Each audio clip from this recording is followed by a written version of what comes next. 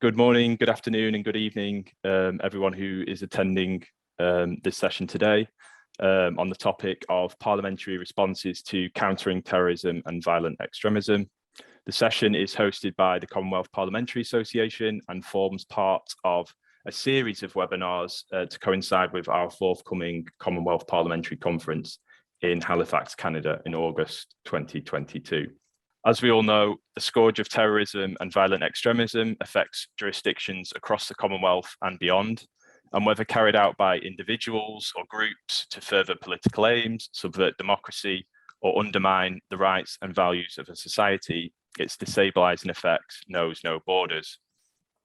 Preventing and countering terrorism will remain a priority for policymakers and legislators well into the 21st century. And as a multidimensional issue, it is closely tied to other key societal and economic trends that you legislators must also grapple with. Parliaments themselves play a central role in preventing and countering terrorism. Through lawmaking, budgeting, and oversight functions, parliamentarians can better ensure that legislation is fit for purpose and is implemented appropriately.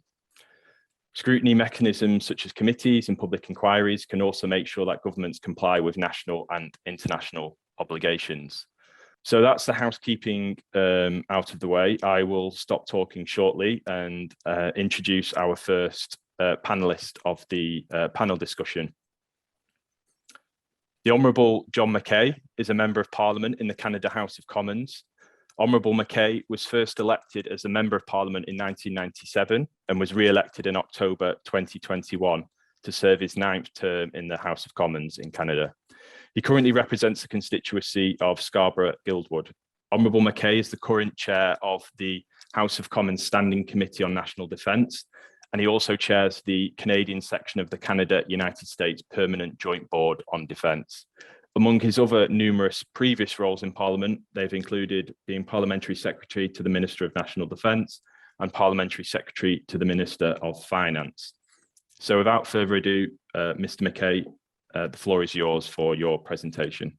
Well, thank you, Jack. And I'd like to say greetings from sunny Toronto, but it is not sunny and it is not warm. We are, according to my computer screen, at -25 here in Toronto. So I don't know whether that will qualify as the coldest jurisdiction on this webinar, but we are experiencing one of those weather events right now. So I would describe Canada's threat environment as both blessings and curses. We've not had, thankfully, touch wood, an abundance of incidents.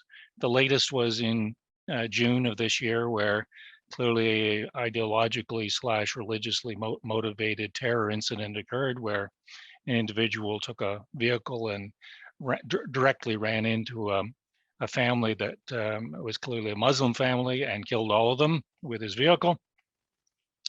And that, of course, agitated a great number of people, particularly Canadians in general, but political class in particular. But prior to that, it was about a year and a half. Prior to that was another incident. But as I say, I don't think there's a comparator between nations that has any validity as to the frequency or severity of incidents, but on balance, I would say that Canada has been blessed to have a rather low number of incidents, and that may be attributable to the fact that we have a very multicultural nation. And as well, we have a very active and I would say competent CPC agency, which may well be doing its job, and no one knows about it, or thankfully can only realize afterwards that it's done its job.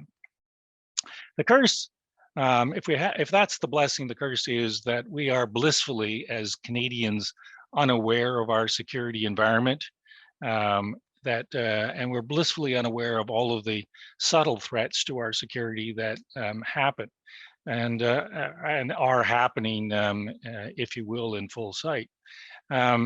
the headline of this morning's Globe and Mail, which styles itself as the national newspaper, says, "Spy agency warns MPs to beware of Chinese influencers." For the first time, the spy agency is warning individual MPs and senators from all major parties about influence operations being carried out by China and other adversarial states.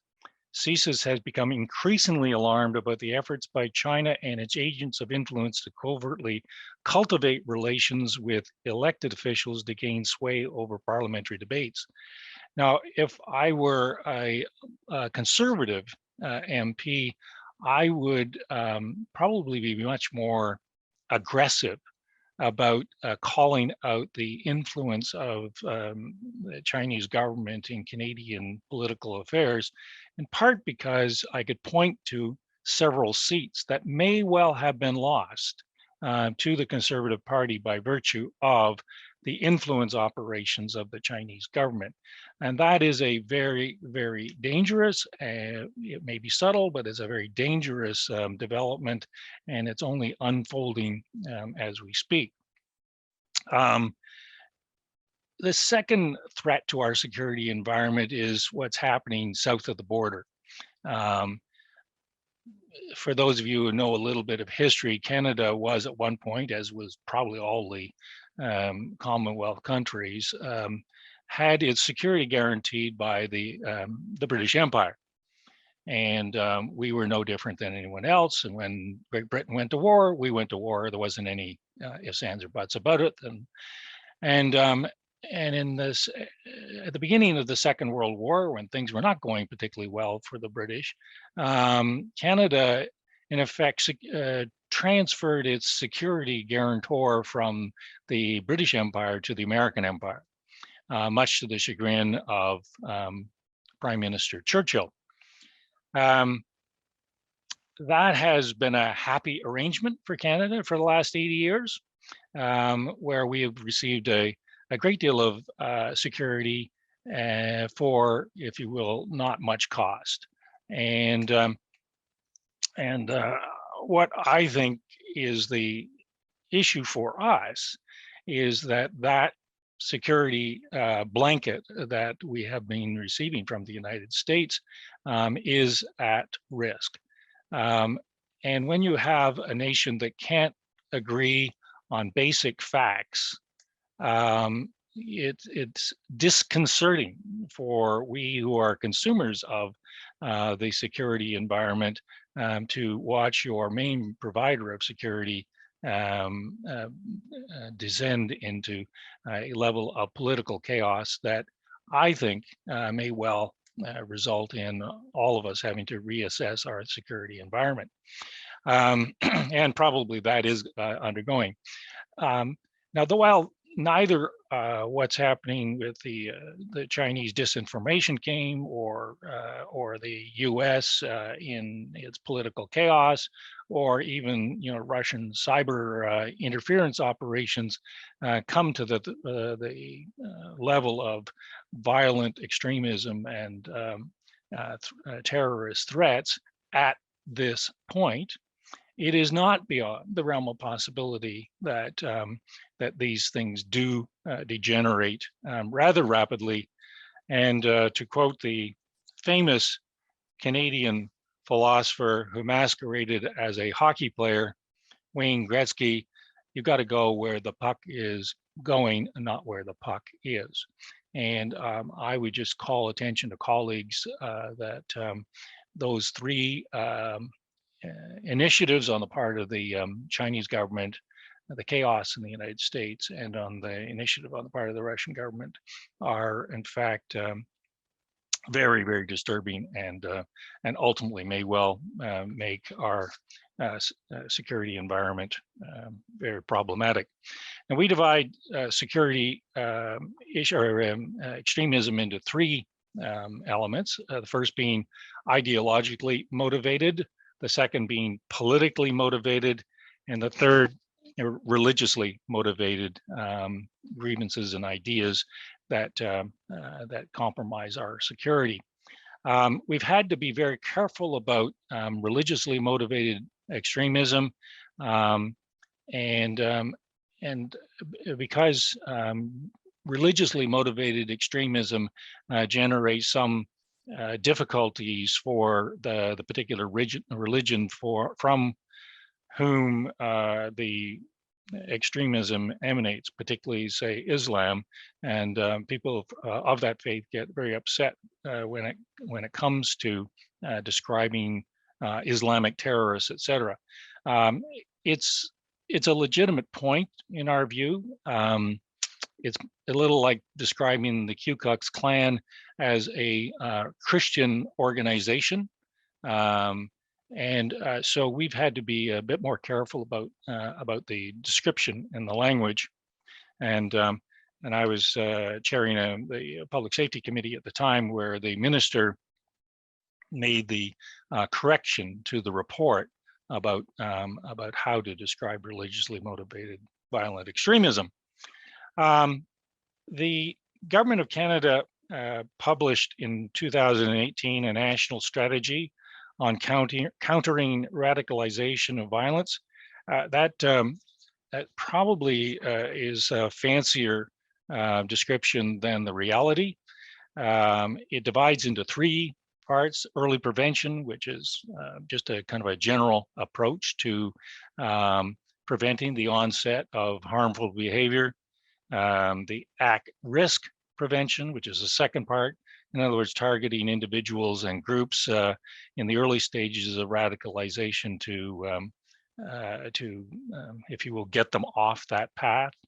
And then a fourth, of course, or the third is disengagement, which is, of course, if you will, the heavy hand of sidelining those people who are the most problematic, and in the ultimate examples, of course, are incarcerating people for terrorism offenses.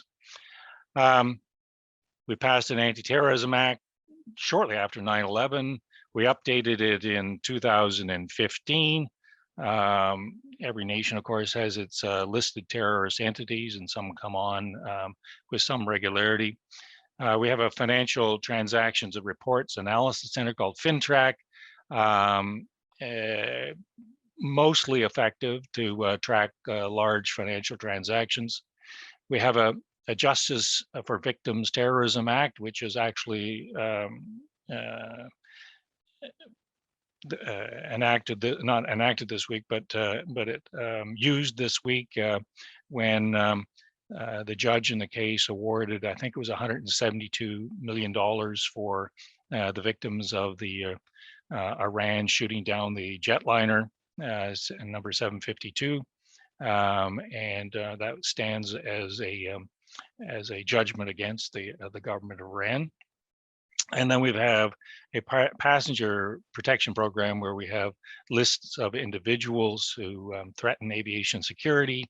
That has been problematic at times and has had its hiccups, particularly with misidentification of individuals. You know, it's hard to see a 6-year-old with a name like Muhammad whatever as a threat, but it seems to be the very devil to get the individual off the passenger protection program, and we've spent what I would say needless hours trying to get the authorities to remove individuals from those things. So let me just end with an observation by Andrew Neil, who's a senior lecturer at the University of Edinburgh. And I think it probably summarizes where we should be as parliamentarians and people interested in the subject. So measures to counter terrorism and violent extremism are, quote, no longer only a matter of criminal law and policing, but extending to prevention, surveillance, counter-radicalization, and terrorist finance. Mr. Neil suggests that counterterrorism and violent extremism are, quote, now a concern for policy areas of telecommunications, finance, immigration, and communities, to name a few. And that would be consistent with our own Canadian experience, both at the Senate committee level and at the House of Commons level. So as I say, And to end with the quote from Wayne Gretzky, it's where the puck's going, rather than where the puck is. And I would suggest that this particular group is well suited to anticipate where the puck is going, as it is a threat environment unlike anything I've certainly seen in the last few years.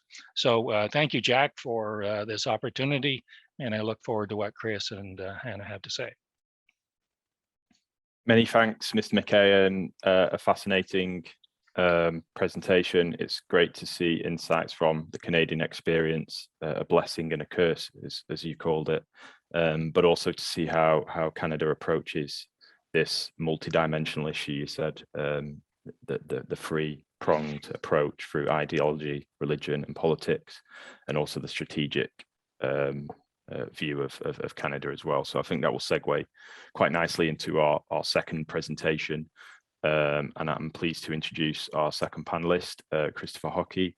Christopher is a research fellow with the Royal United Services Institute, or RUSI, based in Nairobi. He's involved in several countering violent extremism projects with an emphasis on research, monitoring and evaluation and violence tracking. He also delivers CVE training for European Union delegates around the world. He was brought up in Kenya, and Christopher previously worked in Nairobi's risk management space. As an analyst, he developed an extensive understanding of the transnational threat from Islamist extremism across Eastern and Central Africa. He has spent considerable time on various projects in Somalia, South Sudan, and Nigeria, and has trained analysts from across the continent. He holds a BA in archaeology and anthropology from the University of Cambridge and an MA in cultural heritage and international relations from the University of East Anglia. So without much further ado, Christopher, you can begin your presentation. Thank you very much, Jack. I will just share my screen.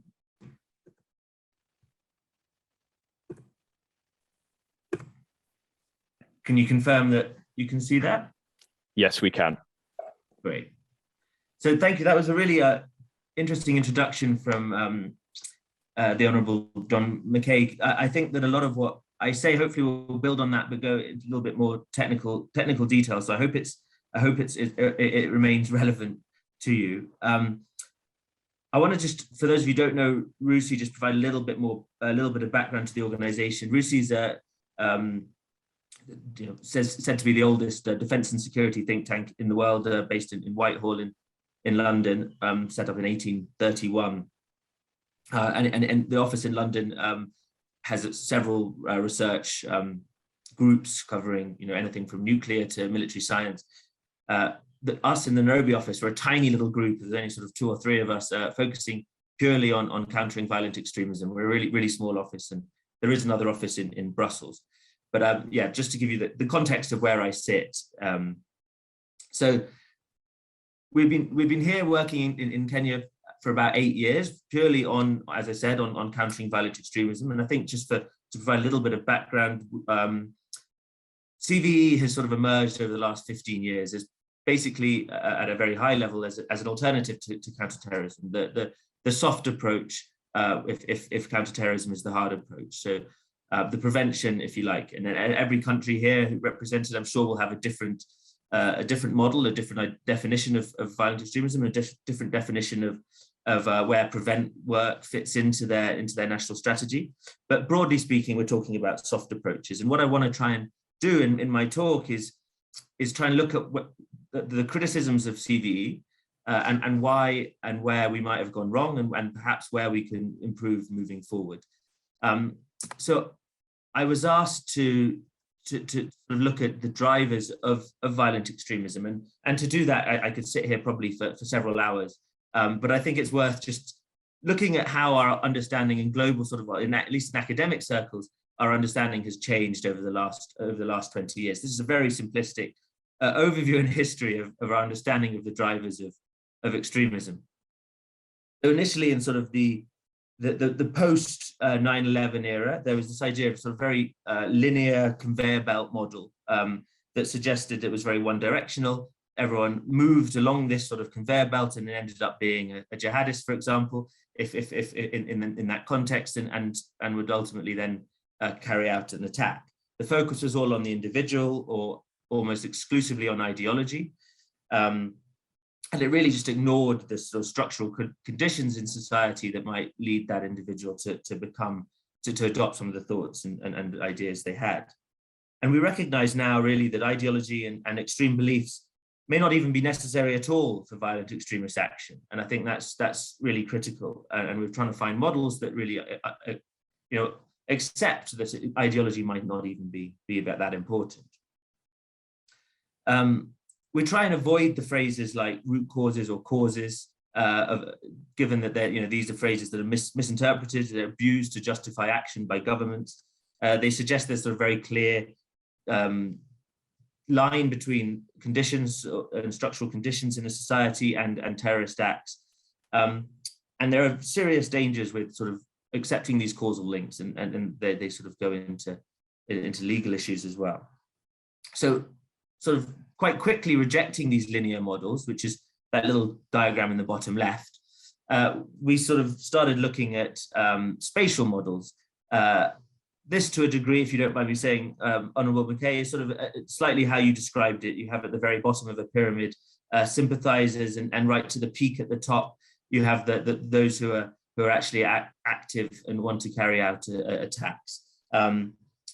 There's also, at this time, there were sort of staircases which people were able to sort of move up and progressively get more and more dangerous, if you like.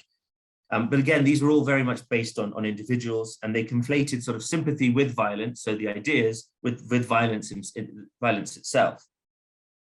So again, towards the end of, just over a decade ago, the end of the 2000s, USAID applied this idea of sort of push-pull models, which was that there's some things which pull an individual towards a group, sort of attractive incentive, and other things which might push someone. They're the structural conditions. So we're starting to get a little bit more complex models at this time.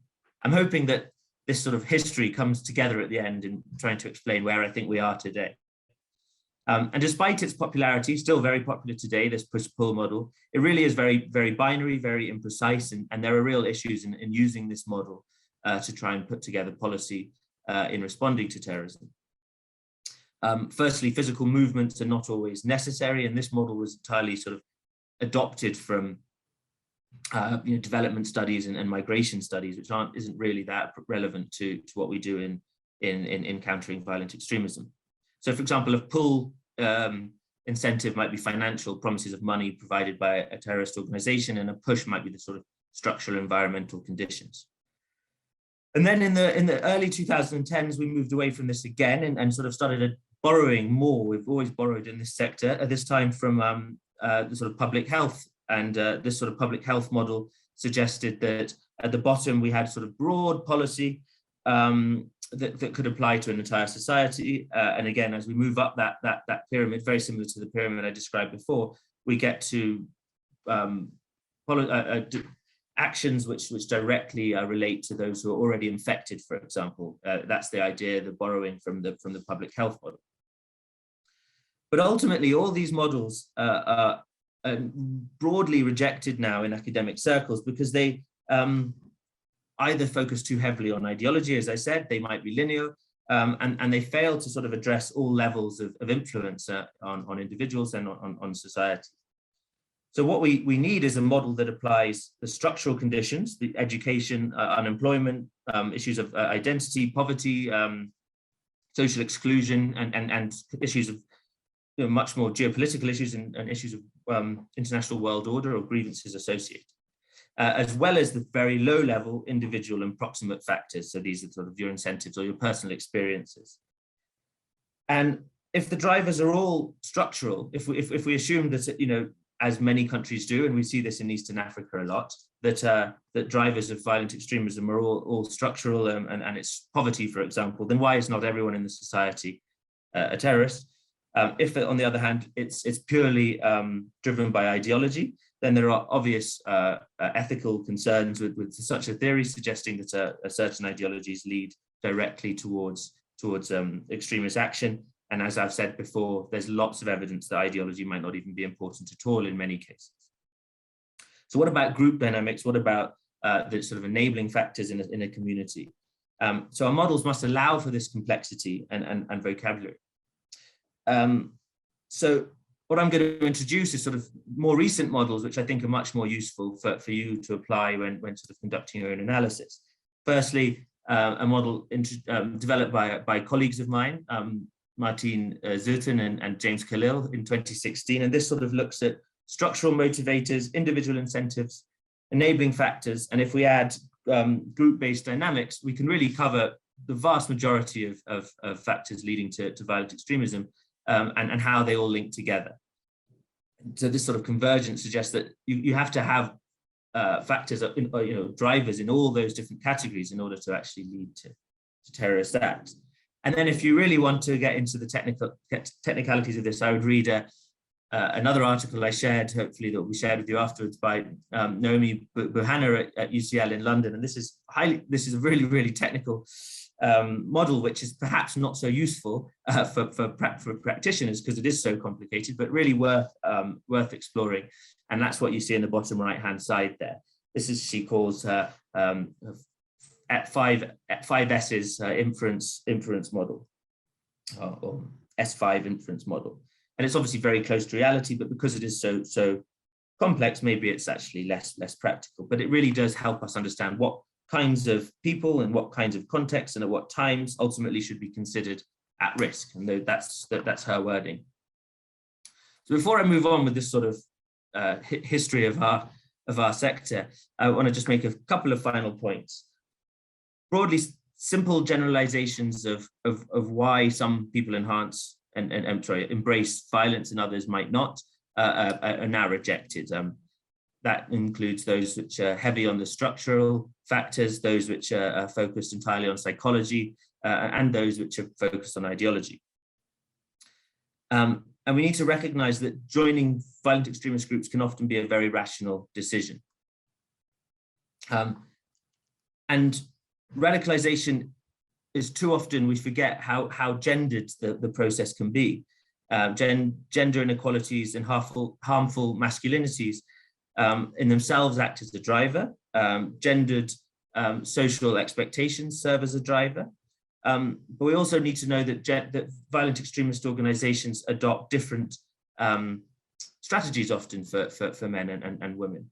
And there's a huge space now, especially at RUSI, of academics focused on gender and in violent extremism. So with that context, I'll try and speak a little bit about our experiences in Kenya and some of the struggles that the CVE sector, if you like, is facing, and some of the criticisms it's facing. I'll start with COVID. There's lots of questions about this, and what I say is going to be based really on two papers. One looking at Al-Shabaab and their specific response to COVID, and another looking at the impact of COVID on the CVE space. Initially, we had a lot of sensationalist reporting suggesting that there was going to be an imminent and drastic increase in the threat from terrorism as a result of the pandemic. The suggestion was that there'd be an increase in attacks, an increase in recruitment, and there were some valid concerns based on anecdotal evidence, but we've seen that with a little bit of perspective and evidence over the last 2 years, the impact has varied considerably across the world, and actually could still be seen in 2 or 3 years' time. It wasn't sort of this immediate concern that everyone foresaw.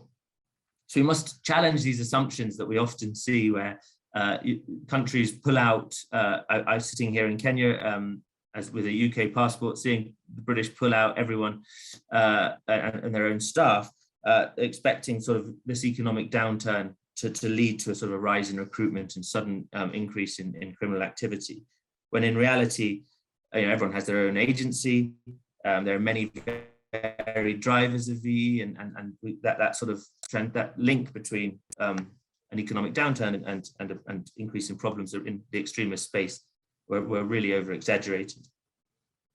And we need to see that violent extremist groups were also affected. They faced the same operational and financial challenges as many other organizations. They faced the same government restrictions in conducting their own recruitment, and in many cases they became sick themselves.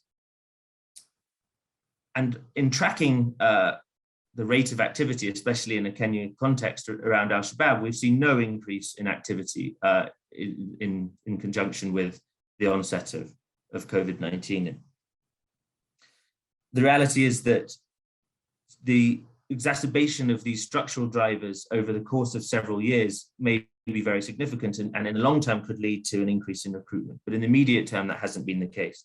So obviously the economy may have an effect. Growing authoritarianism seen in many parts of the world in association with the pandemic may also have an impact. Kenya's made a lot of progress in its a response to law enforcement brutality in the last few years, but COVID has definitely seen a step back in that area as well. There's been images shared around the world of police beatings in enforcing COVID regulations. So we have seen a loss of faith in government and a degradation of social resilience, which over the course of a couple of years may lead to a rise in recruitment. And we've seen perhaps a shift online, not to the extent that may have initially been foreseen, but there has been a move from sort of face-to-face recruitment to online radicalization becoming more of an issue. But what I want to suggest today is that that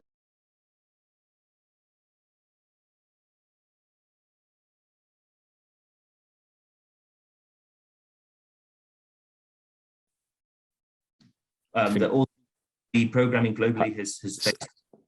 Hi, Chris. Sorry, you just dropped out for about 10 seconds. So, but we can hear you now again. Am I back? You are back, yeah. Sorry about that. Rewind 10 seconds, yeah.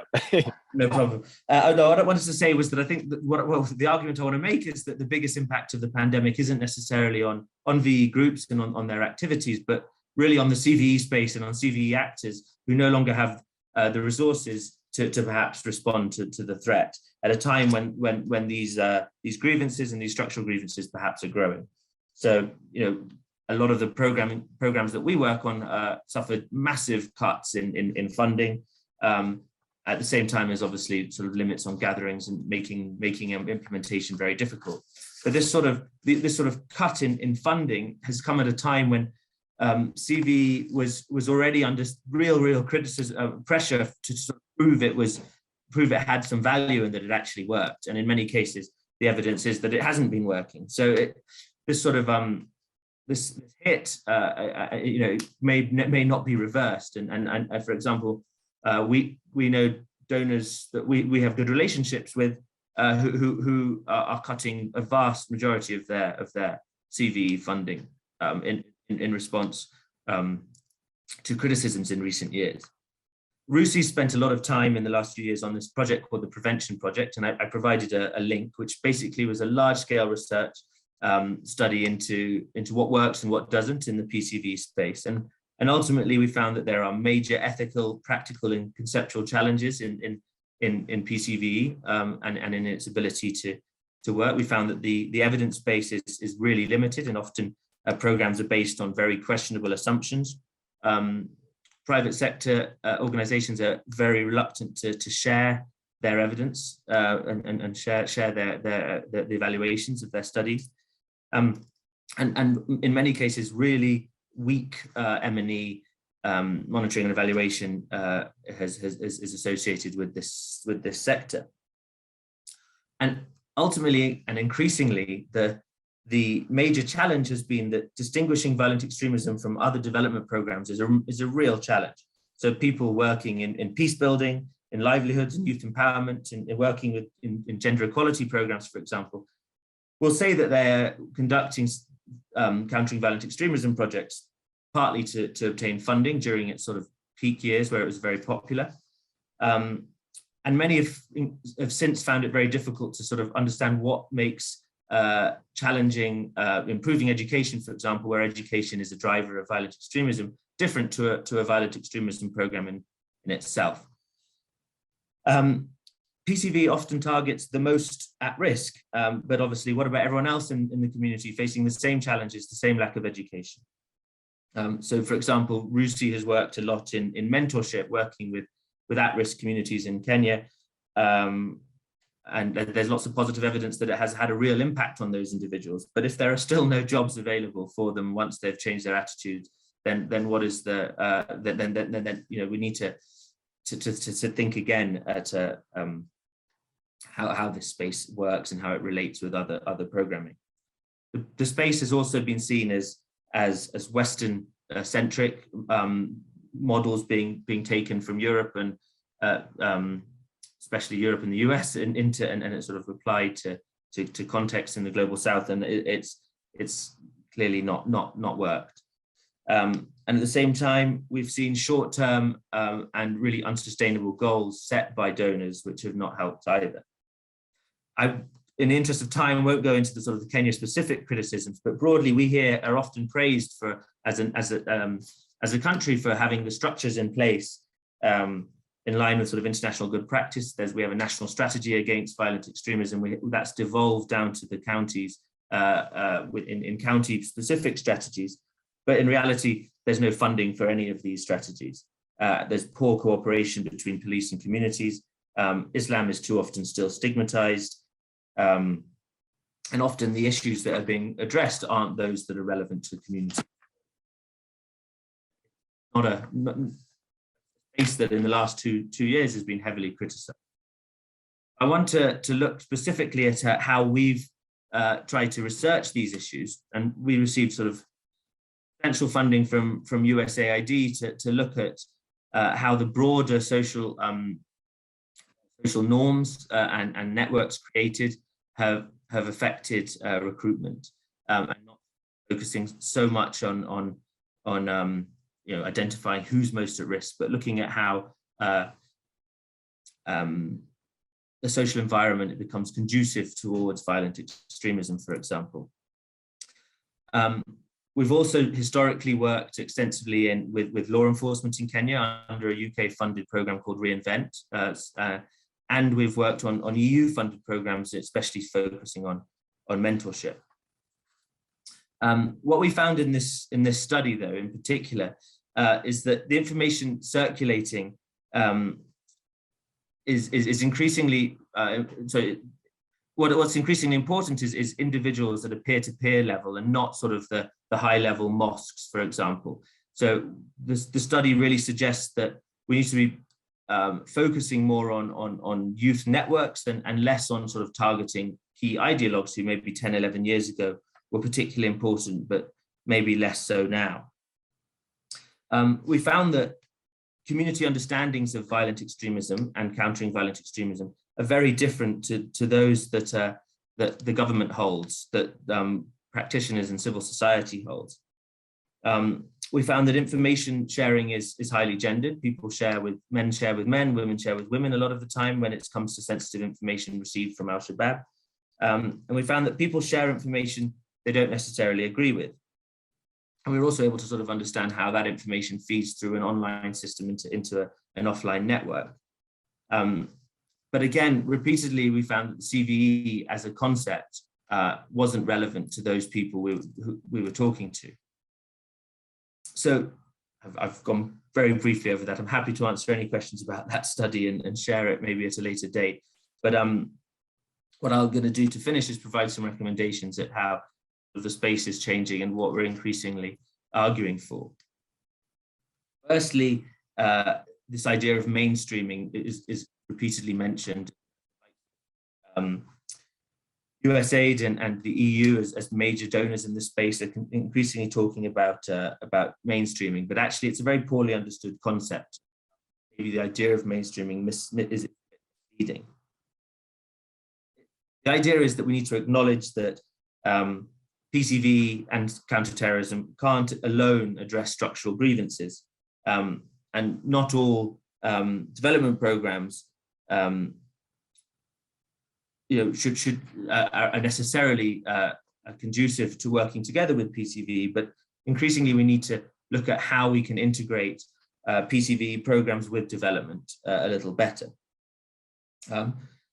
There are definite risks. There's lots of development programs who sort of rehat and rebrand themselves as PCV, and that's not what we're promoting.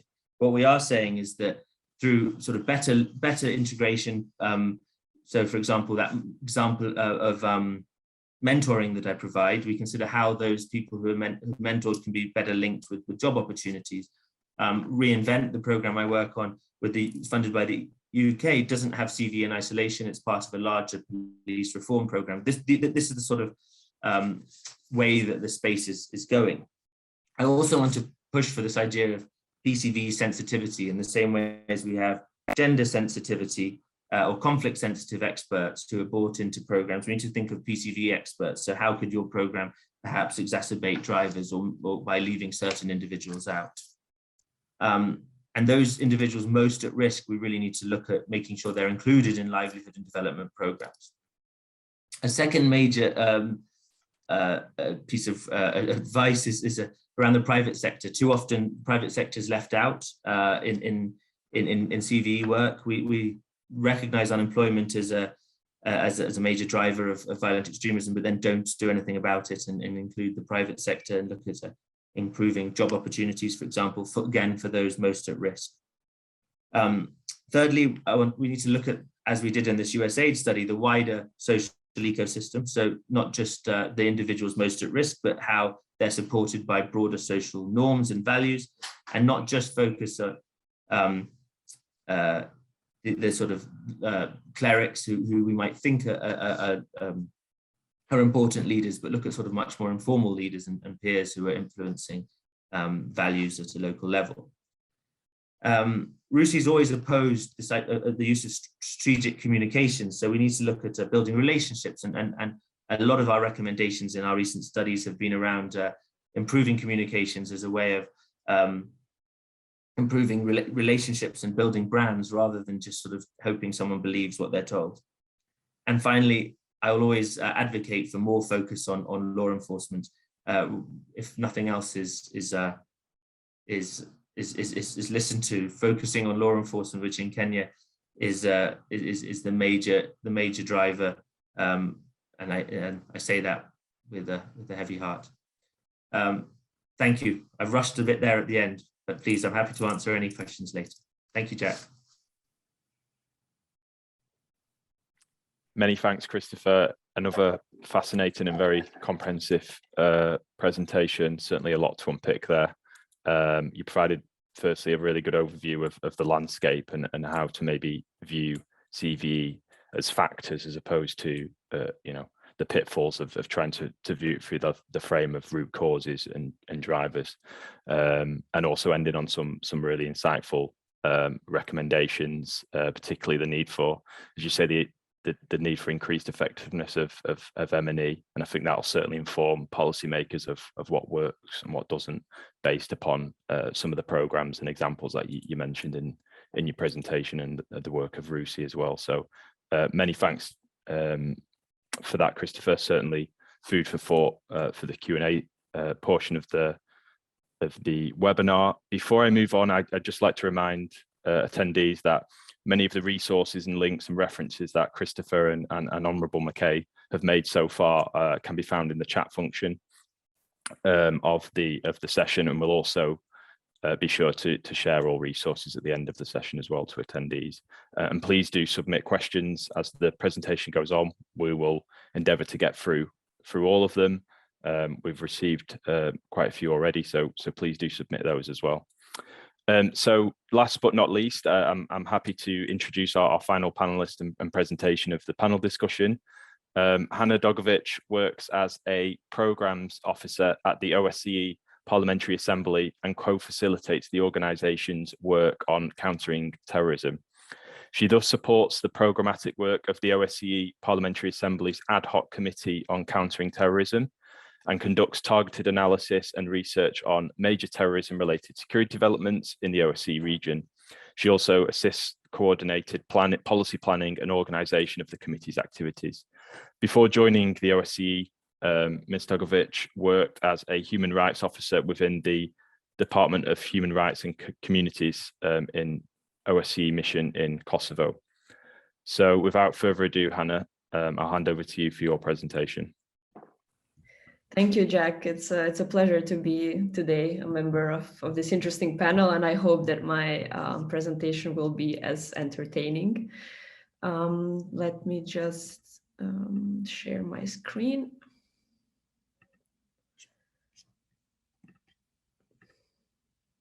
Can you see the slides? Perfect. So I will try to provide you with a brief overview of what my organization does, its key areas of focus, tools we work with to achieve these goals, and some example of our activities. So basically, before I start, I would like to say a couple of words about the OSCE as an organization. It stands for the Organization for Security and Cooperation in Europe. And with its 57 participating states in North America, Europe, and Asia, the OSCE is the world's largest regional security organization. And what we like to say is that its geographic focus spans the area from Vancouver to Vladivostok. So basically, OSCE, through its institutions, experts units, and field operations, tries to address issues that have impact on our common security, on the common security of this region, and focuses on a variety of issues. These include terrorism, arms control, energy security, human trafficking, national minorities, rule of law, and so on. Now, I work for the OSCE Parliamentary Assembly, which represents the parliamentary dimension of this organization. Basically, the primary task of the OSCE PA, together with its 323 members of parliament, is to facilitate the parliamentary dialogue and advance the OSCE's goals of comprehensive security. So how does the OSCE PA do this? Well, we have several committees that deal with different issues.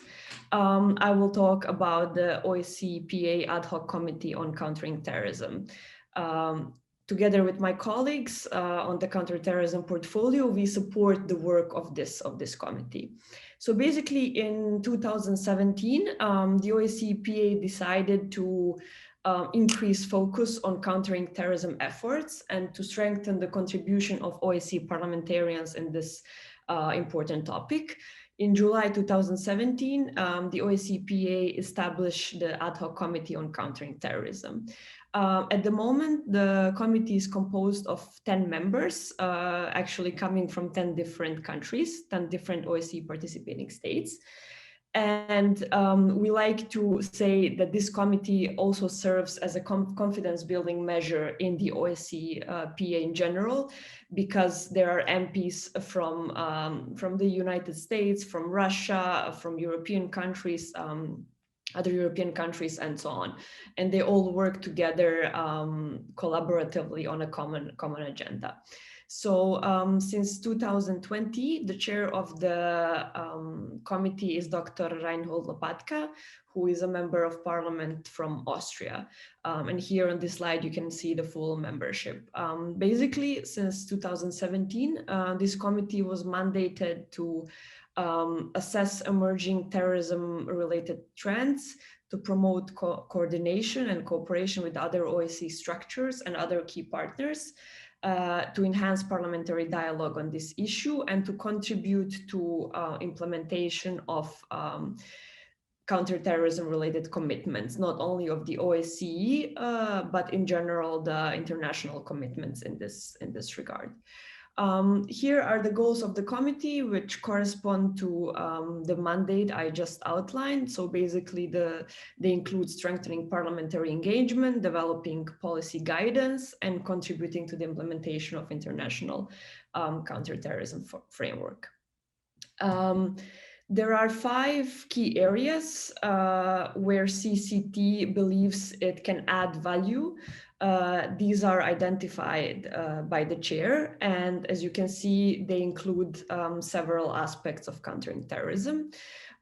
First, the committee is focusing on promoting successful prosecution, rehabilitation, and reintegration of foreign terrorist fighters, their family members, including women and children in the OSCE region. Secondly, it works on strengthening border security and information sharing through sound advanced passenger information, passenger name record, and biometric data management system, basically in accordance with the UN Security Council 2396. The committee also works on fostering prevention efforts and promoting sensible global parameters and guidance to counter radicalization, both offline and online.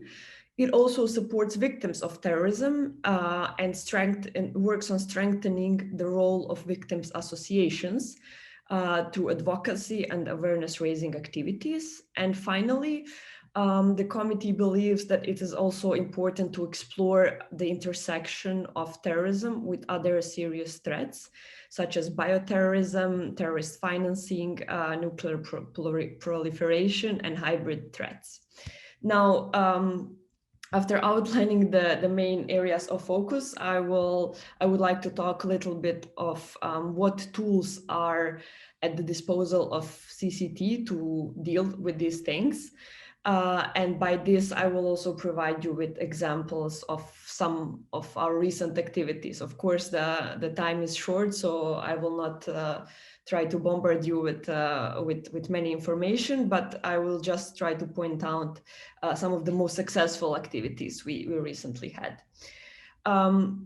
So firstly, the committee regularly holds its committee meetings, which on one hand serve to coordinate and plan future activities, and on the other to bring up certain issues of concern or important terrorism-related developments in the OSCE region. Usually, these meetings are bringing together the committee members. However, sometimes they're open to the entire assembly, so to the entire 323 MPs. They also often involve experts in the field, main partners, other interparliamentary assemblies, and then so on. Basically, what I'm trying to say is that sometimes they also have a thematic focus.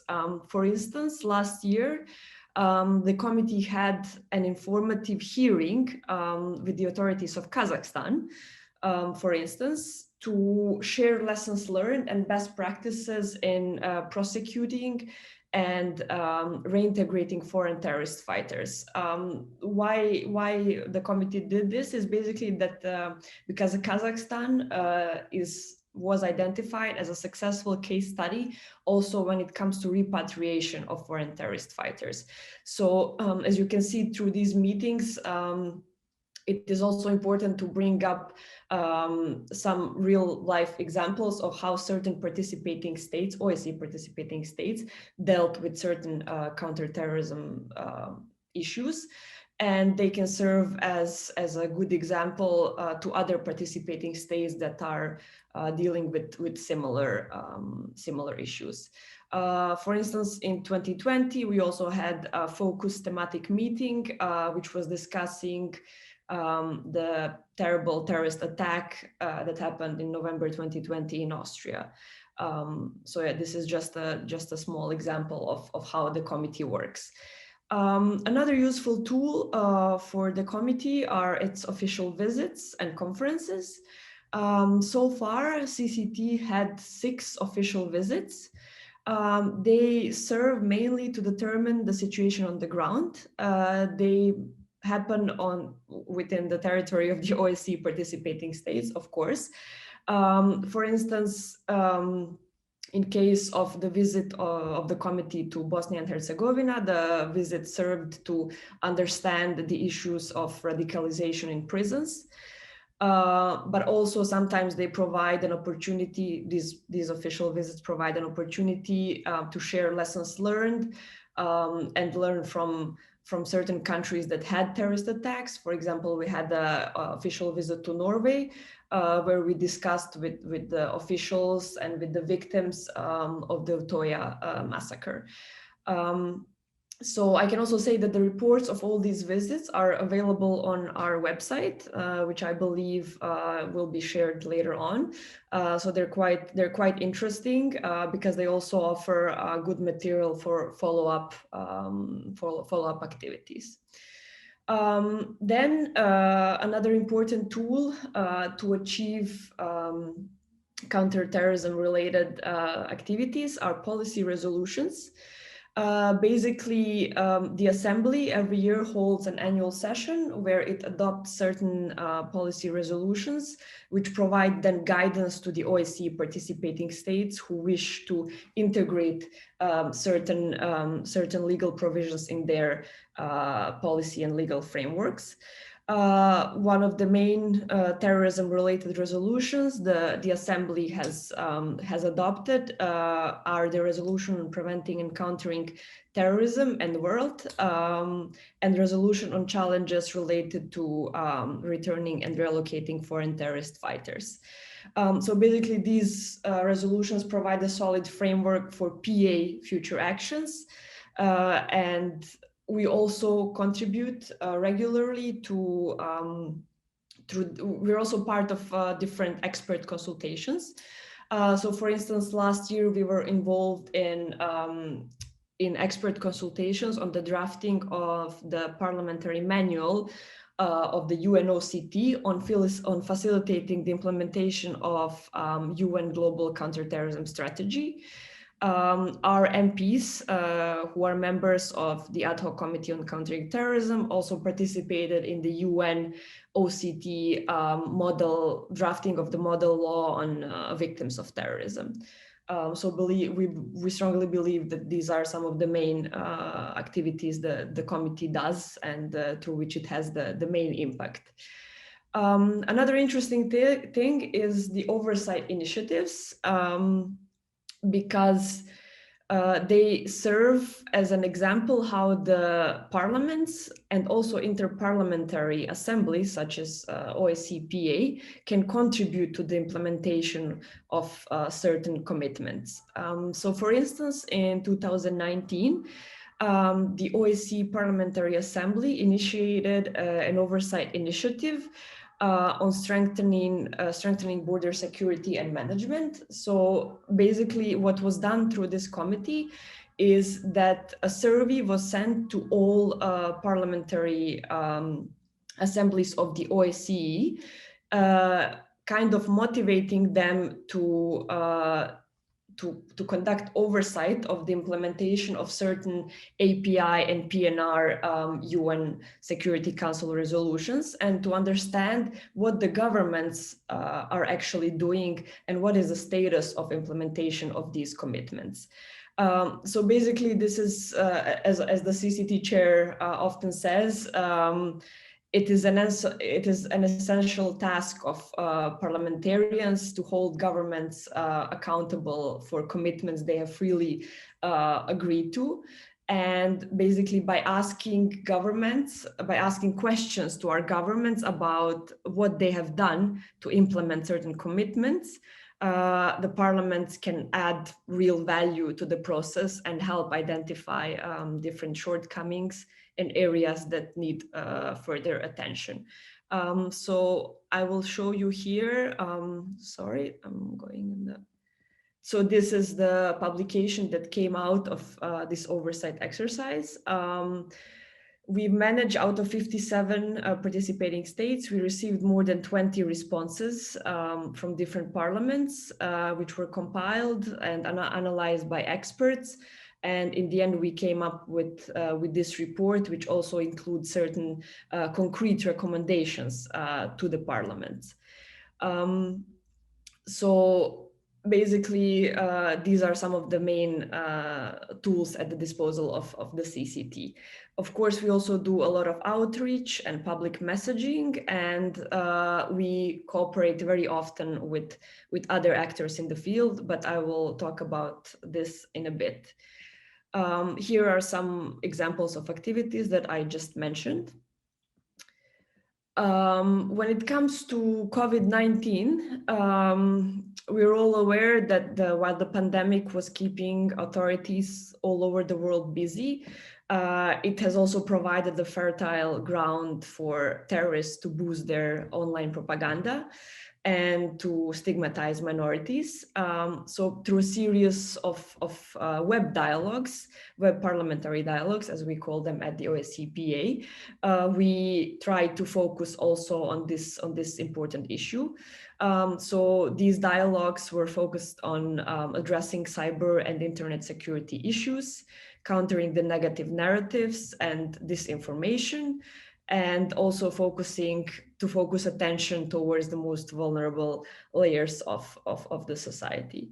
Of course, COVID-19 is still ongoing, and our committee members believe that it's important to keep abreast of all developments, also taking into account that we are going through the pandemic. Finally, when it comes to partnerships and cooperation, the OSCE Parliamentary Assembly cooperates regularly with the OSCE Secretariat, which represents the governmental side of the OSCE. We cooperate regularly with all institutions and field operations. I'm not sure if you're aware, but they're mainly based in Southeastern Europe and Central Asia. So we also work a lot with them. We cooperate regularly with the different interparliamentary assemblies, such as Parliamentary Assembly of the Mediterranean, of Council of Europe, and so on. And we contribute regularly to each other's conferences. We do joint meetings and so on. Recently, we have also enhanced our cooperation with the UN agencies, which existed from the beginning. But in 2022, we signed the Memorandum of Understanding with the UN Office of Counterterrorism to basically try to harmonize our efforts and coordinate even more than what we do at the moment. As a result, we are also a part of a process which leads or should lead to the establishment of the coordination mechanism with all other interparliamentary fora under the umbrella of UNOCT. This coordination mechanism should be established this year, and it will serve to harmonize efforts to introduce a regular exchange of information to make sure that different international organizations and different interparliamentary assemblies who are working on the same thing do not overlap, do not duplicate efforts, and somehow to coordinate better these efforts in countering terrorism. And as I said, we believe in regular consultations with experts in the field and academia, and we try to invite them as much as we can to our events, because we believe that is important also to hear from firsthand experiences and basically to hear more about recent researches and so on. Finally, we are always also happy to explore new partnerships, also with the Commonwealth Parliamentary Assembly, because considering our regions of interest, we believe that we could contribute greatly to each other's goals, and particularly in the field of terrorism. And of course, I will finish by saying that we stand ready also to share all other relevant information and to brainstorm together how we can work on countering terrorism. Thank you. Many thanks, Hannah, for another fascinating presentation. Really interesting to hear about the work of the ad hoc committee and the OSCE and some of the examples from certain member states of successful programs, as well as also the range of relevant tools and resources for parliamentarians. And as you mentioned at the end, yeah, it's great that both of our organizations' mandate is to foster cross-parliamentary collaboration. So whenever two separate regions can share experience and knowledge, that's always welcome. So many thanks for that. So that does bring us to the end of our panel discussion and into the Q&A section. As I mentioned earlier, please do submit any questions you have in the chat or Q&A function, and I will endeavour to work through them all. We've received quite a few already, so that may take us to time, but I'll try my best to get through as many as possible. So I'll begin with a question for all the panelists, and I might take a few questions at a time and then take several answers at once. So I'll take this one for all the panelists, and then there's two questions here, Christopher, that I'm going to give directly to yourself because they're quite region specific, and I'll try and combine them as well for time purposes. So one question, and this is a pre-submitted question: can any of the panelists provide us with concrete examples of how a particular country successfully reduced ideological, political, or religiously motivated violent extremism? So Hannah, if there's a specific member state in the OSCE region or programme or policy area with the committee that you could share, and Honourable McKay from the Canadian perspective, and equally Christopher with your work with RUSI. Now I'm going to combine these two questions because they're about the Africa region, Christopher, so I'll try and pose those to you and you can answer as best you can. So Pubalan Lesgovender from the KwaZulu-Natal Provincial Legislature asked, is there an assessment of the impact of terrorist activity in Mozambique on security in the SADC region, so the Southern African Development Community region? And if so, what is the level of this impact? And there's also another Africa region specific question, Christopher, that looks at the causes and root causes of terrorist activities in Eastern Africa and the DRC.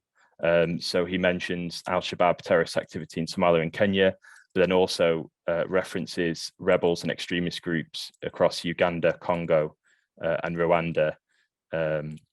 And how can these groups who claim to have legitimate reasons for their causes have such big followings and financial backings, and what can member states do to counter this?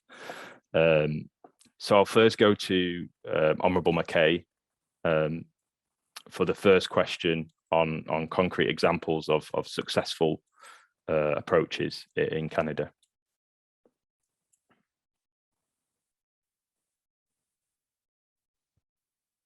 You're on mute is the favorite phrase of 2021 and 2022, apparently. I don't know that I can specifically point to successful initiatives. Over the, as I said at the beginning, it is an issue of blessings and curses. There's been somewhere in the order of about 20 people have been killed in terrorist incidents since 2014. And at one level, that sounds like a significant number. At another level, that isn't a significant number. I mean, as I said, the last incident was in June of 2021. The previous incident before that was February 2020. Before that, April 2018, and probably the most dramatic incident was in 2017 in Quebec, a shooting in the mosque. So, you know, have we had any success? Well, if success is measured by absence of incidents, then I suppose we have. I would argue that the greatest level of success is, if you will, a societal consensus among the authorities, whether it's government authorities or police authorities. The police have bought the idea that early prevention and risk prevention is actually a good idea. I know as a practicing politician, I've hosted interactions between religious authorities and police and enforcement and other enforcement authorities, and basically, I think, have had some success in convincing the influencers of people who might be at risk of violence to talk directly and engage directly. Now, can you make a ABC consequence out of that? I don't think so.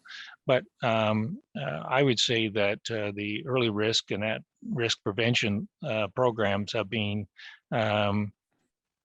pretty significant and pretty impactful, and that has led to both a police and a societal consensus as to how to approach this.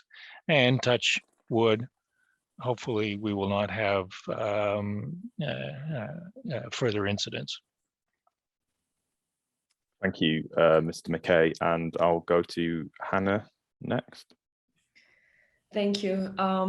Well, as Honorable John McKay said, it's very difficult to measure these things.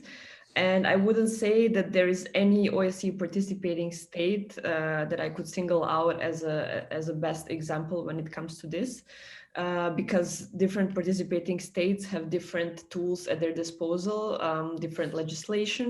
Some of them are more advanced, some of them less. But what would be an interesting thing to look into for the attendant who posed this question is that, for example, OSCE has a department that deals with the concrete projects with OSCE participating states and works directly on the field on de-radicalization and prevention efforts. So for instance, I know that there are projects that work with the civil society, with the local leaders, with the religious leaders. There's also a project that basically targets exactly the religious leaders, and it's called Leaders Against Radicalization and Terrorism. And I believe these are all the processes that last quite long and that they are very difficult to measure. But yes, as Honorable McKay said, if the measurement is the number of terrorist attacks, then we can definitely see that some countries are more successful than others. But again, I think that there is no certain OSCE participating state I could single out as the most successful. Brilliant, thank you, Hannah, and finally Christopher on the 2 to 3 questions. Okay, thanks. I'll try and be as succinct as possible on what are some huge topics. Firstly, examples of success. I feel like this is a good opportunity for me to step back a little bit from some of my comments and say that, I have not in any way suggesting that CVE is a complete, it never works. What I've really tried to say is that countering violent extremism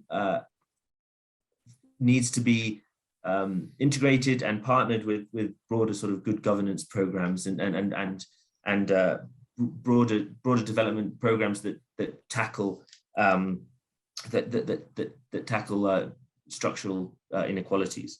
So firstly, I won't talk about it from a country level. As you said, it's to name sort of a country that has just dealt with terrorism, it's no longer a problem, would be really irresponsible. These are issues which are obviously cross borders as well. Our problem in Kenya was initially one that emerged in Somalia, and I think that it's taken Kenya a long time to accept that that's no longer actually the case, and that we have a problem within the country as well.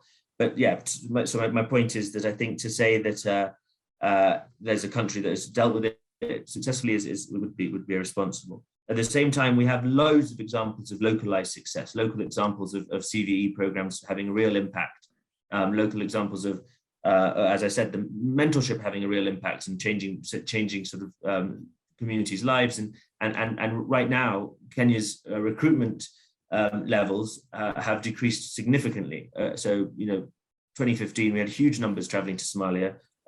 Kenya has very, very few now, albeit different problems. So that's the first thing I would say. I think, yeah, your point, Honourable McKay, about what is success is critical there. What we really need to do is learn from mistakes and not make them again. Which brings me to Mozambique, the second question. I think a lot of my recommendations, actually, I wrote in the context of Mozambique. We're looking at Mozambique now as a country that, once again, over the last 3, 4, almost 5 years, 4.5 years since the problem really emerged, the same problematic solutions have been proposed by by the EU, especially by UK, and by the US, which is purely security, so pure sort of securitized approaches to Mozambique. And what we're trying to say is that yes, that is necessary. And the question, I think there was a Rwandan representative in the audience as well. The Rwandans are obviously doing very, very good work there. But if we don't combine that CT work with softer approaches, with approaches to sort of good governance in the region, which and issues that really deal with very, very localized drivers, then we're not going to have an impact. On the impact of Mozambique on the wider SADC region, or impact of the issues in Cabo Delgado on the wider SADC region, I'm arguing a lot at the moment that the IS connection is greatly exaggerated, that really the issues in Cabo Delgado are very, very localized. And whilst there may be some foreign fighters from sort of Kenya, Tanzania, Somalia, and Uganda in that group in Cabo Delgado, the drivers of the issues are broadly local grievances, and therefore the potential for it to sort of affect the wider region beyond military action is minimal. And the final question, causes and root causes of violent extremism altogether in East Africa and DRC and Uganda and Rwanda. That is huge. I think firstly, I want to reiterate my point that root causes is a dangerous way to look at violent extremism. There's no single cause. There's no single thing that we need to deal with to resolve the whole problem. And I know in a way I contradicted myself in that regard, because I spoke about sort of law enforcement issues being a major problem. But I think the solution, which is what you've asked for, is still CVE. It's still looking at soft approaches alongside the hard approaches, but making sure these are integrated in wider development work, making sure that development work is tied in with broader efforts of police reform and at good governance work, that CVE work is integrated with employment opportunities, making sure that CVE isn't sort of seen as a standalone little solution to the entire problem, without recognizing that it needs to be linked with dealing with broader structural issues and that address the wider social ecosystem, which is what our recent studies have tried to do. So that for me is still the solution. It's not to say, okay, we just give up on the soft approaches and go back to just military and airstrikes, which is we've returned to a little bit on the Kenyan border in the last month. What we're talking about is making sure our soft approaches are better integrated in development work. Brilliant, thank you, Christopher. So we have about 10 minutes left, so I'm going to try and power through the remaining questions that we have. What I'll do is there's two sort of broad questions here, so I'll combine them, pose them to all the panel, and then there's another specific question this time for Mr. McKay, so I'll ask that in addition as well, and give you all an opportunity to answer. So the two broad questions are looking at sort of long-term impacts of both COVID and technology. So firstly, on the technology front, what will be the impact of technological developments in the years and decades ahead for both terrorist groups and for counter-terrorism and prevention efforts? So for example, with the increase of decentralized forms of technology, with Web 3.0, blockchain, decentralized forms of communication and exchange that they pose, will this favor the terrorist groups, or will the benefit of state power and the utilization of this technology by the state have an advantage over sort of terrorist and violent extremist groups? So a sort of long-term view of the role of technology. And that's also similar for COVID. Basically, what are the long-term impacts of COVID? I know that was addressed by both Hannah and Christopher. So maybe an insight in the sort of tentative conclusions that we can make with, is there enough data, is there enough analysis at the moment on areas like recruitment, radicalization, to draw conclusions about what the impacts have been. And then secondly, and this is for you specifically, Mr. McKay, in the fall of 2014, the centre block of the Parliament of Canada was breached by an armed terrorist who ran around the building and discharged a firearm. Can you explain some of the changes to the way that Parliament protects itself that came into being after this attack? So what I'll do is I'll firstly go to Christopher for the first two questions, then to Hannah, and then to Mr. McKay for the two questions. Great, thank you. I'll try and be Really great. You've heard a lot from me. So starting with COVID, so I think my main takeaways from my COVID slide are really that the potential for impact was really exaggerated in the early stages of the pandemic, at least the potential for an immediate impact. There wasn't an increase in attacks globally. There wasn't an increase in recruitment globally. And actually recruitment became much more challenging in many cases. At the same time, there has been exacerbation of sort of structural drivers and structural factors that lead to recruitment, but that could take several years to be seen in terms of an increase in recruitment levels. And also we may see the major concern being around misinformation again, which has been propagated in many cases by jihadist organizations, for example. And finally, the impact is going to be sort of a change in the nature of recruitment, so perhaps more online activity. And that leads me to the second question. I am very much not a tech guy, so I'm not an expert in lots of what you just mentioned about blockchains, but I will try and answer it from a CV perspective and a non-CT angle by saying that what we've seen already as a result of sort of the sort of democratization of the information space, just everyone able to say what they like, is this sort of very different way in which radicalization is taking place. And if we do see it as a process, albeit not a linear one and not a one unidirectional process, then the way it's happening is very different. Everyone's able to make their opinion known, and we've seen in our study that the ideologues, at least in the Kenyan context, who were very significant 10 years ago, guys like Abu Rogo, are no longer very important and haven't been replaced. We're now seeing peers being much more important. One guy who's able to download a video, then able to share it in a group sitting around a table, that sort of thing. So yeah, we've already seen a change, and I can only see that carrying on. Thanks. Thank you, Christopher. I'll go to Hannah next. Thank you. Christopher is definitely the one with the better data and the latest developments in the research.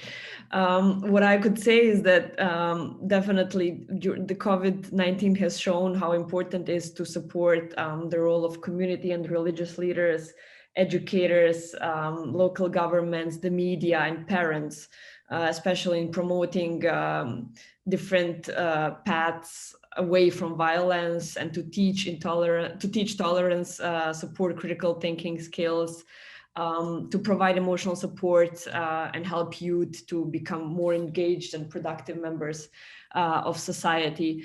I think it's quite important to focus on these issues also during the COVID-19 pandemic. What I can say that what we have noticed at our everyday work is because some of the activities were not possible during the COVID-19 pandemic, we searched to find new ways to reach young people and to reach the vulnerable members of society through online events. There are also like different online courses that should be better advertised, I believe, because I think it's important that during this period of isolation and uncertainty, youth especially is exposed to misinformation, to violent ideologies, both online and offline. So yeah, I think it's particularly important to work on responses to terrorism. It's more critical now than ever, I think, and I think the international community should play a vital role in promoting this approach. Yeah. Thank you, Hannah, and finally I'll come to Mr. McKay. Thanks, Jack, and thank you, Chris and Hannah, for your contributions. Has been insightful, particularly insightful for me. I assume for the rest of the panels, the rest of the people watching as well. First of all, let me say, with respect to the long-term impacts of COVID, I don't know. Anybody who says they don't know, they're smoking something. But I think one of the observable realities of the long-term impact is growing wealth inequality. Everyone in Toronto is a millionaire who owns a house, and it's absurd.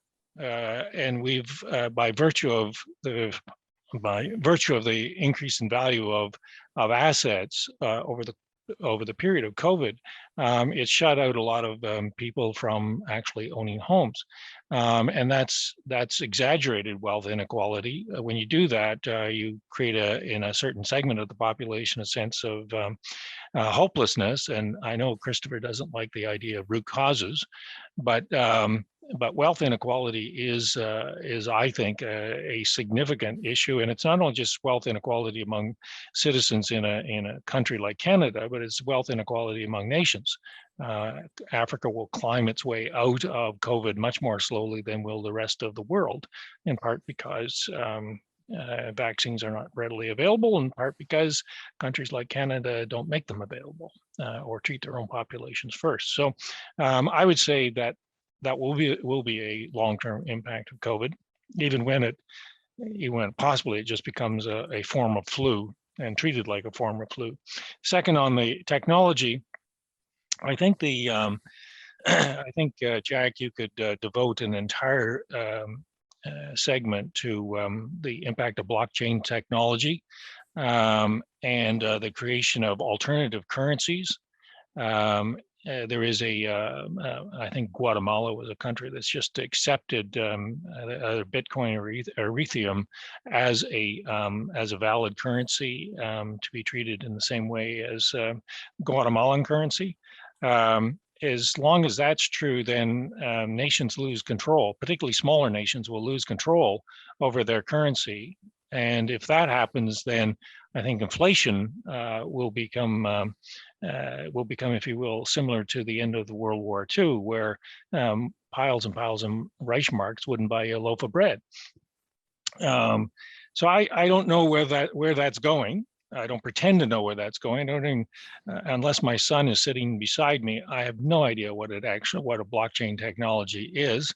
But I think that's, as I say, one of the issues that will challenge formidable minds like Christopher and Hannah. So in the next near-term future. And as to the attack on Parliament, for those who don't know, a cowardly lone gunman shot a soldier in the back. The soldier was at the War Memorial, being a ceremonial guard, shot the soldier in the back in a gutless attack on him, and then decided to invade Parliament, got into the Centre Hall, and ultimately was shot dead by the Sergeant at Arms. I realized that at the time, Fox News and CNN, et cetera, wanted to turn it into a major terrorist incident. It certainly was an incident of terror. Whether it was a terrorist incident is another issue altogether. Putting that issue aside, there has been a rationalization of the various jurisdictional authorities. As you know, parliaments around the world, particularly Canada, but around the world, are slow to act unless forced to act. There were 4 separate police jurisdictions within 100 meters of Wellington Street and the front door of Parliament. You had the House of Commons police, you had the Senate police, you had the RCMP, and you had the City of Ottawa police. So lack of coordination is probably the biggest issue. That has been, in my view, rectified, and the RCMP is taking over all jurisdiction. And up until then, we did not arm our security people. And that is now no longer true. All of our security people are armed, much to the chagrin of many of us who would prefer not to have the citadel of our democracy surrounded by people who have high-powered firearms. There's something inherently contradictory in that. So these have been the changes. The other changes have been the threat assessments for MPs. We are now far more cognizant of our own security vulnerabilities. In fact, I was on a call last night where my colleagues in Toronto were lamenting various threats. I have to say that maybe this has been an impact of COVID, or maybe it's an impact of technology, or maybe it's an impact of both. I don't really know, but constituents are far more aggressive, far more demanding, irritating, threatening, et cetera, it hasn't uniquely bothered me, but for some of my colleagues, particularly female colleagues, this has been a really serious issue, and it does not reflect well on our citizenry, but it is a reality, and as I say, I don't know whether this is a function of COVID or a function of technology, but this, over the 7 years since the 2014 incident, this has been a growing reality for us all, that parliamentarians, and presumably put there by the citizens, are becoming far more threatened by those self-same citizens, and there seems to be far fewer barriers to citizens expressing themselves in a violent fashion. Thus far, touch wood, no violent incidents, but we are aware now of threat assessments, and our security people are regularly, routinely doing the security assessments for us all, and seemingly seem to be constantly upgrading our security. So with that depressing note, I'll pass it back to you, Jack. Many thanks, Honourable Mackay, and that does bring us to the end of the session. Firstly, apologies if we didn't manage to get round to your question. I think if the panelists were willing, the CPA would be happy to facilitate any email communication if there was a specific question that any of the attendees wanted to ask and didn't get an opportunity to. Our panelists might be kindly enough to answer and address any questions via email, and we can certainly facilitate that. So as I mentioned, that brings us to the end of the session. Firstly, a big thank you to our panelists, Christopher, Hannah, and Honourable Mackay. It's been a pleasure to have you here on this CPA event, and I'm sure the attendees and myself as well have taken a lot from your presentations and answers at the end of the session. As I mentioned earlier on, all the tools and resources and links and reference that were highlighted throughout the session will be shared with attendees at the end of the session. We've also put links in the chat function, and it's also encouraging to see that some of the attendees have also shared some of their own resources as well. So please do check those out before you leave.